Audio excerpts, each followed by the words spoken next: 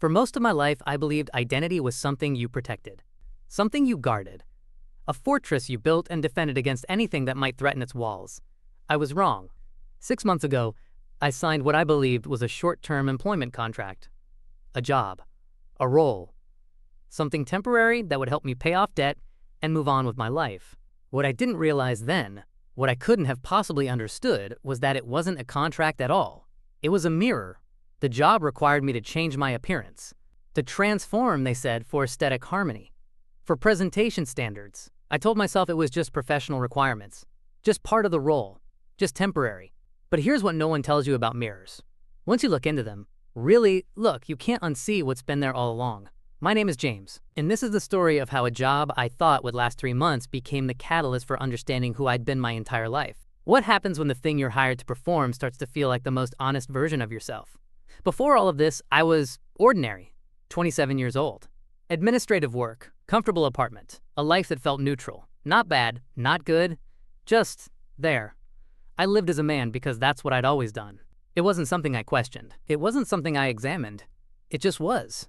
I wore the clothes that were expected. I cut my hair the way men cut their hair. I moved through the world in the shape that had been assigned to me at birth, and I never thought to ask if it fit. I wasn't unhappy. That's the strange part. I wasn't suffering. I was just numb. Like living life slightly muted. Like watching everything happen through glass. Then came the email. Seeking personal assistant for private household. Competitive salary. Accommodations provided. Short-term contract with possibility of extension. The salary was more than I'd made in a year. The household belonged to Victoria Chen, a tech consultant who'd made her fortune optimizing corporate systems. The job seemed straightforward. Manage her schedule, coordinate with vendors, maintain household organization. I applied. She interviewed me over video call. She was in her early 40s, composed, precise in her speech. Everything about her suggested control. Not harsh control, but the kind that comes from understanding exactly how things should work. You'll be living on site, she said. The role requires complete alignment with the household aesthetic. Are you comfortable with that? I said yes. I had no idea what alignment meant. 2 weeks later, I moved into the guest house on her property, a small cottage behind the main residence, elegant and minimalist. Everything was white and cream and soft gray. It felt like stepping into a photograph. The contract was 17 pages long. I skimmed most of it.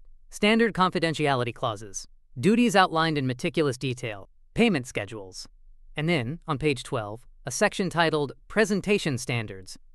The household maintains a specific aesthetic philosophy. It read, all residents and staff are expected to align with this philosophy in grooming, attire, and general presentation.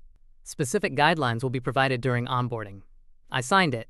I told myself it probably meant wearing neutral colors, keeping myself tidy, professional appearance.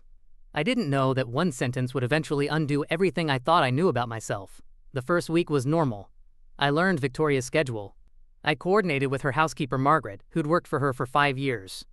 I organized her library, managed deliveries, prepared her calendar for the week ahead. On Friday evening, Victoria asked me to join her for tea in the main house. She sat across from me in her living room, all clean lines and soft lighting, and placed a leather folder on the table between us. You've done excellent work this week, she said. Her voice was calm, measured. Now we need to discuss alignment. She opened the folder. Inside were photographs, interior design spreads, fashion editorials. Everything had a particular aesthetic. Soft, elegant, refined, feminine, but in a way that felt like art rather than performance. This household operates on principles of harmony, Victoria explained. Everything should flow. Your presence disrupts that flow. I felt my chest tighten. I can dress differently. Wear what you'd like me to. It's not just clothing, she interrupted, not unkindly. It's presence, energy, the way you move through space. She slid a document across the table, an addendum to the contract. More detailed requirements, grooming standards, wardrobe specifications, presentation coaching. I don't understand, I said. You will, she replied. This isn't punishment, James, it's invitation. I stared at the words, professional feminine presentation, wardrobe coordination, voice modulation training, movement coaching. I couldn't finish the sentence. Temporary, Victoria said smoothly. For the duration of your contract, 3 months, After that, you're free to return to your previous presentation. I told myself it was just a job, just 3 months, just temporary. I signed the addendum. Then Victoria handed me something that wasn't listed anywhere in the contract. A dress. It was cream-colored. Simple cut. Modest neckline. The kind of dress that could be worn to brunch or a gallery opening. Nothing dramatic. Nothing extreme. Tomorrow, Victoria said, you'll begin. That night, I couldn't sleep. I lay in the guest house staring at the dress hanging on my closet door. In the darkness, it looked like a ghost, like something haunting me. I told myself I could leave, walk away, break the contract. But the money, the debt, the fact that I'd signed, and something else, something I couldn't name. The next morning, Victoria had Margaret help me. She was gentle, professional, treating the whole thing like she was helping me prepare for a costume party. She taught me how to put on the dress properly, how to adjust the fit, how to move in it without tugging at the fabric. "Breathe," Margaret said when she saw my hands shaking. "It's just clothing." But it wasn't. The fabric felt different against my skin than anything I'd ever worn. Lighter, softer. It moved when I moved. It had weight, but not heaviness. I smelled lavender, fabric softener probably, and something else. Something floral I couldn't identify. Margaret led me to the full-length mirror in the guest house bathroom. I looked, and I didn't recognize myself. The person in the mirror was a stranger. Feminine lines where masculine ones had been. Softness instead of angles. The dress changed everything. Not just how I looked, but the entire energy I projected. I felt exposed. Vulnerable, like I'd removed armor I didn't know I'd been wearing. "It suits you," Margaret said quietly. I wanted to argue. To say it didn't. To say this wasn't me. But I couldn't speak, because somewhere beneath the fear and resistance and shame, there was something else. Recognition. Not like looking at a stranger, like looking at someone I'd known a long time ago and forgotten. I hated how exposed I felt. And I hated even more that I didn't want to take it off. The dress was just the beginning. Over the next 2 weeks, the transformation expanded. Victoria brought in coaches, a movement specialist who taught me how to sit, stand, walk with what she called intentional grace. A voice coach who worked with me on softening my speech patterns, not dramatically, but subtly, lifting the end of sentences, allowing more melody into my tone. "It's not about pretending," the voice coach Simone told me. "It's about accessing range you already have."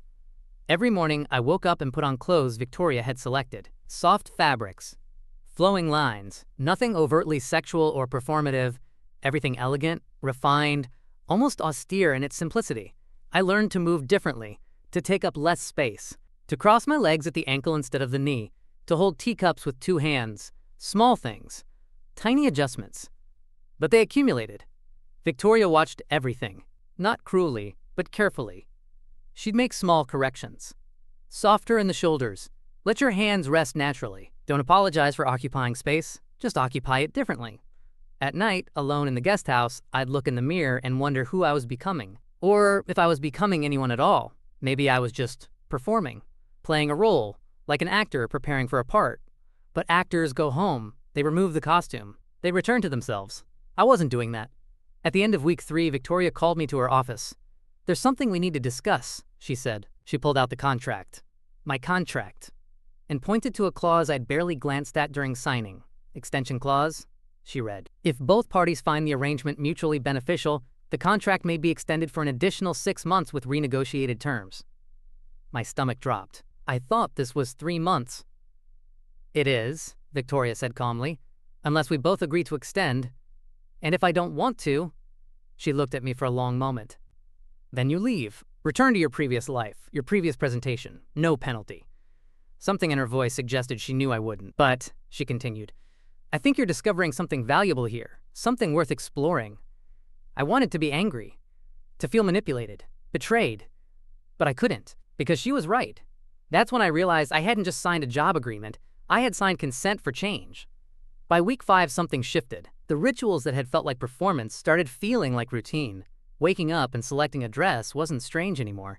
It was just what I did. Applying minimal makeup, just enough to even my skin tone, define my features slightly, became meditative rather than shameful. I stopped thinking of it as feminization. I started thinking of it as me, not the only me, not a replacement me, just another frequency of the same person. Margaret noticed. "You're moving differently," she said one afternoon while we prepared lunch. "Not like you're trying anymore." She was right. The self-consciousness had faded. I stopped checking mirrors constantly to see if I was doing it right. I stopped monitoring every gesture, every word. I just existed. And in that existence, I started remembering things. Childhood moments I'd buried. Times I'd been drawn to my mother's scarves, to the way fabric moved. A phase when I was 7 where I'd insisted on growing my hair longer until my father took me for a haircut and told me it was time to look like a boy. I remembered a Halloween costume I'd wanted, a fairy princess, and how I'd settled for a ninja instead because it felt safer. I remembered standing in department stores, glancing at the women's section, feeling something I couldn't name. Longing? Curiosity? Grief? All of it, maybe. The thing about hidden selves is that they're never truly hidden. They're just buried, covered, waiting. And mine had been waiting a long time. One evening, Victoria and I had dinner together, something we'd started doing once a week. She asked me how I was adjusting. "I don't know if adjusting is the right word," I said. "What is?" I thought for a moment. "Remembering." She smiled. "Good." The question was no longer why this was happening. The question was why it felt familiar. In my 7th week, Victoria told me she was hosting a small dinner party, 8 guests, colleagues and friends. "I'd like you to attend," she said. As my assistant, yes, but also as a guest. My heart hammered. "I don't know if I'm ready for that." "You are," she said simply. The night of the dinner, I spent 2 hours getting ready. Not because I didn't know how anymore, but because the stakes felt enormous. This wasn't practicing in private. This wasn't moving through Victoria's aesthetic household where everyone knew the situation. This was the outside world. I wore a navy dress, simple heels. My hair, which had grown longer over the weeks, was styled in a soft wave. Minimal jewelry, natural makeup. When I looked in the mirror, I saw someone elegant, composed, terrified. The guests arrived. Lawyers, consultants, an architect, a professor. Professional people who moved through the world with confidence. I greeted them, offered drinks, made small talk, and waited for someone to notice, to question, to see through the presentation to whatever they thought was really underneath, but no one did. Instead, they engaged with me, asked about my work, commented on the household's beautiful coordination. One woman, a corporate strategist named Diana, pulled me aside. "I love your energy," she said. "There's something very authentic about you." Authentic. The word struck me like a bell. Later, as I helped clear dishes, a guest, a tech entrepreneur named Marcus, made a passing comment. "Victoria always has such interesting people around her. You fit right in." He meant it as a compliment. But all I heard was, "You fit," not "you're performing well," not "you're passing," just "you fit." That night, after everyone left, I stood in the guest house bathroom and looked at myself in the mirror. I wasn't pretending anymore. I was integrating. The contract extension came up for discussion in week 11. Victoria and I sat in her office. She had paperwork prepared, new terms, higher salary, longer commitment. "Before you decide," she said, "I want to tell you something." She leaned back in her chair. "This wasn't about control, James. It was never about control." "Then what was it about?" "Catalyst," she said. "I saw something in you during our first interview. A kind of restraint. Like you were holding yourself in a very specific shape. I thought, if given permission and structure, you might explore beyond that shape. And if I hadn't?" I asked. "If I'd hated every minute?" "Then the contract would have ended, and you would have left, and that would have been fine," Victoria said. "This only works when the person discovers something true. You can't force that." I looked at the extension paperwork. 6 more months. Possibility of permanent placement. "I need to tell you something," I said. "I don't know what I am." Victoria tilted her head. "What do you mean?" I struggled to find words. "I don't know if I'm a woman now, or if I was always a woman, or if I'm something else entirely. I don't know if this is transition or exploration or just expansion." "Does that matter?" Victoria asked gently. "Shouldn't it?" "Only if labels serve you," she said. "But from what I've observed, you're not looking for a label. You're looking for permission to exist as you are, however that is." I thought about the past 11 weeks, the dresses and the movement coaching and the voice work, the gradual softening. The way masculine and feminine had stopped feeling like opposite poles and started feeling like different instruments in the same orchestra. I hadn't stopped being the person I was before. I just added notes to the melody. The job didn't feminize me, I said slowly, understanding it as I spoke. It reconciled me with myself. Victoria smiled. Exactly. I signed the extension. Not because I had to. Because I wanted to. It's been 4 months since I extended the contract. I still wear dresses most days. Sometimes I wear slacks and blouses. Occasionally, I wear more traditionally masculine clothing, not because I'm required to, but because some days it feels right. Victoria was right about labels. I don't have one yet. Maybe I never will. Some days I feel like a woman. Some days I feel like a man who enjoys feminine presentation. Some days I feel like neither, or both, or something language hasn't caught up to yet. What I know is this. I'm more myself than I've ever been. The hidden self that emerged wasn't created by the contract. It was already there, waiting. The contract just gave it permission to breathe. I talk to Margaret about it sometimes. She told me she'd watched this happen before, years ago, with someone else Victoria had hired. She sees people, Margaret said, really sees them, and sometimes she gives them space to see themselves. I don't know if I'll stay here forever. I don't know what the next chapter looks like. But I know this. Identity isn't betrayal. Transformation isn't loss. Self-discovery isn't weakness. It's the most honest thing a person can do. If you're listening to this and something resonates, if you've ever felt like you're performing a version of yourself that doesn't quite fit, if you've ever wondered what might happen if you let yourself soften or shift or explore beyond the boundaries you were given, I want you to know something. You're not broken. You're not confused. You're not betraying who you are. You're discovering who you've always been. I signed a short-term feminization contract, but what I found was a lifelong honesty with who I've always been. And that, more than anything else, was worth it.